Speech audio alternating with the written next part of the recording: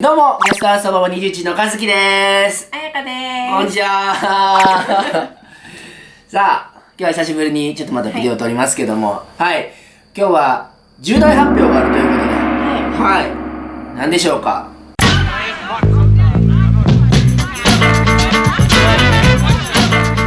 実はですね、このゲストハウスで Airbnb エクスペリエンスで書道体験ができます。書道体験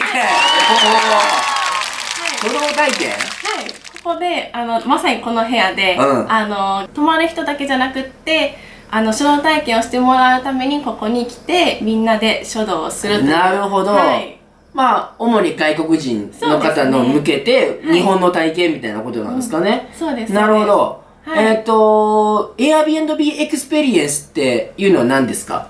ですね、Airbnb のサイトでもいろんな人はみんな泊まるためにそのサイトを使うと思うんですけど、Airbnb は泊まるだけではなくて体験ということで、ガイドだったり書道だったり日本のこととかもいろいろ体験できるのがAirbnb のエクスペリエンスです。なるほど、はい、そうなんですね、はい、なんか調べたらあれですよね、なんか京都やったらなんか着物着てウォーキングツアーとか、そうですね、なんかそういうものの中で、まあ僕たちでできることなんだろう、ゲストハウスの空き時間でできることなんだろうって考えて、あやかちゃんが考えてくれたんですね。はいはいどんな文字を書くんですか？ですね、何でもいいんですけど、でも例えば外国人の人の名前の漢字の当て字をしようかなと思います。はいはいはい、なんか安藤龍やったら安い、怒る龍みたいなあと他にもマイケルで舞うにケルでマイケルみたいな、かっこいいで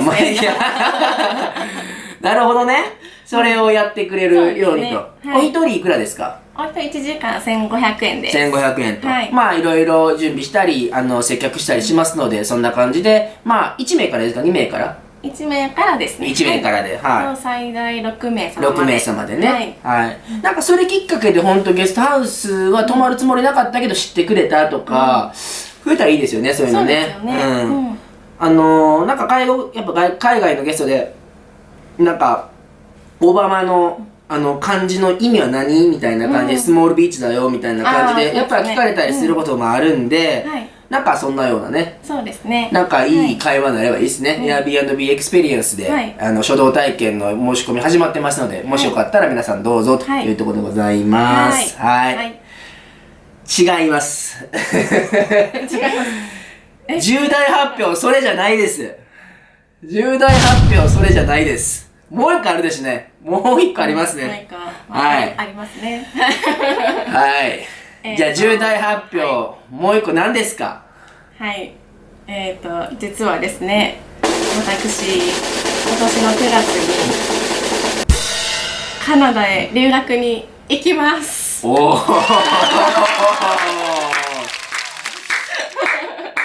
なるほど。はい。9月にカナダにどういうことですか？はい。簡単に説明しますとですね、2年前にカナダにワーキングホリデーに行きまして、でワーキングホリデーに行って、そのビザが切れた後にカナダの語学学校に行って、で、カナダのカレッジに進学できる資格を取るために行きました。なるほど。それが2年前にワーホリに行って、その次の1年が語学スクールで、そうですね。で、帰ってきたと。帰ってきました。はい。で、その語学学校で取れたカレッジへ行ける資格が、私はもうずっと3年期間があると思ってたんですけど、有効期限が。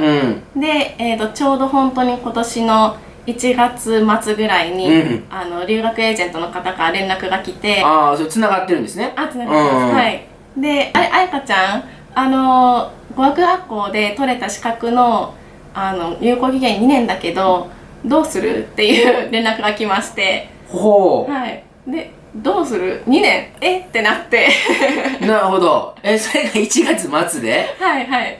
でカレッジの申し込みって約半年から、もうちょっと前ぐらいからできるんですけど、なのでそのカレッジじゃなくて留学エージェントの方もちょっと連絡がないんで、あれ、彩香ちゃん大丈夫かなっていう感じで多分メールしてきてくれたと思うんですけど。なるほどね。ということは、だから2019年春に、19年5月にカレッジが終わって、そこから丸2年間ですと。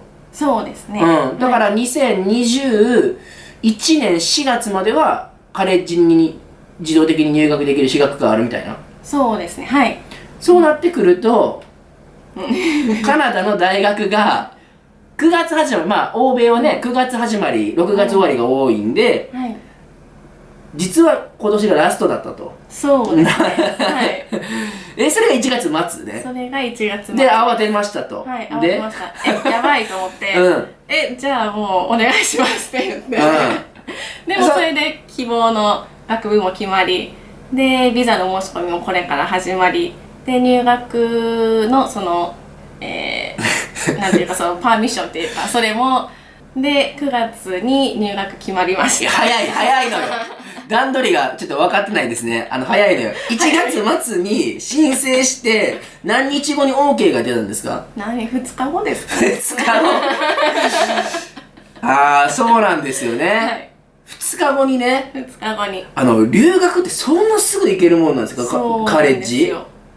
へえ。意外にも。日本はなんか大学受験をしてね、なんか手間ありますけど、ありますね。そんななんかスッと行けましたみたいな、2日後に行けましたみたいな、分からへんねんな。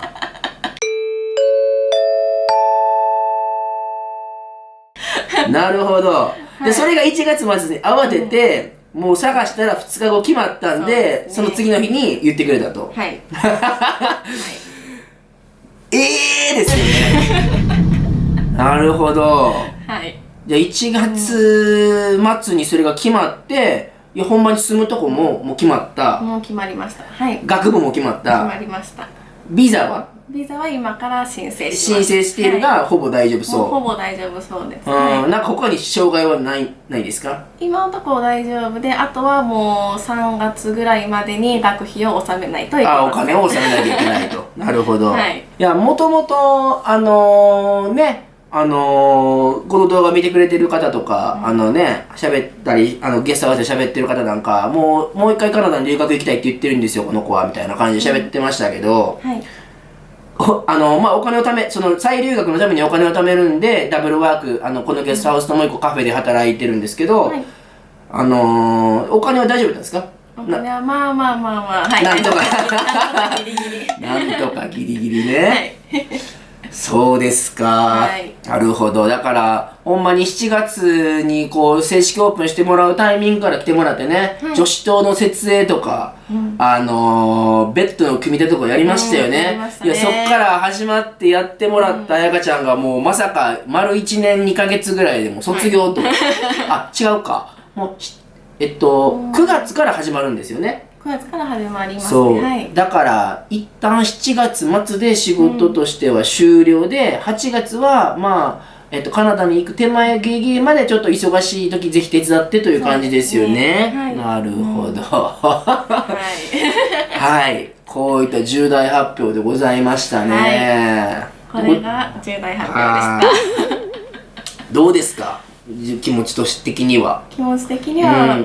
50%楽しみっていうと、50%ここ去らなくちゃいけないっていうのの楽しみと悲しみと。なるほどね、はい、ありがとうございます。まあね、ちょっと本当一代目看板娘じゃないですけどね、最初オープン当初からずっとやってくれてたんで、ほとんど最後の方は僕も違う仕事も忙しくなってほとんど本当任せっきりみたいな感じがありましたけど、その彩香ちゃんがちょっと今回卒業ということで、もともとさっきも言った通り留学を前提にしててお金が貯まるまでって言ってたんで、一応雇用形態としては、3年半の契約社員という形態で、3年半後に、次のキャリア支援金ということで退職金を今積み立てをしてたりとかしていて、そういうのも準備してたんですけど、で3年とはいえ3年丸々いてくれるとは思ってなかったものの、まさか今年の9月とは全く思ってなかったんでちょっとびっくりしましたけども、はい。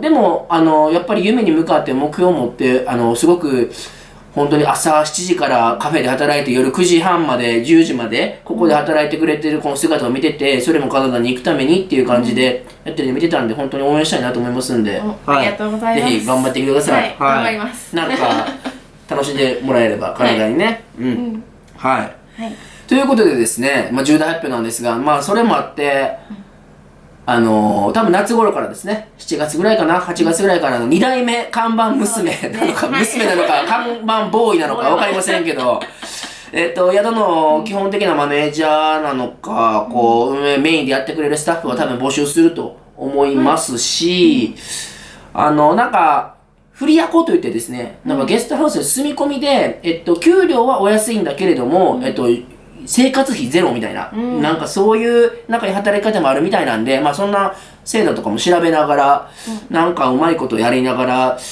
できればなと思いますけど、普通の応募になると思いますけど、じゃあそういうことであやかちゃんがいるのは、一旦7月末、8月もいたらラッキーということなんで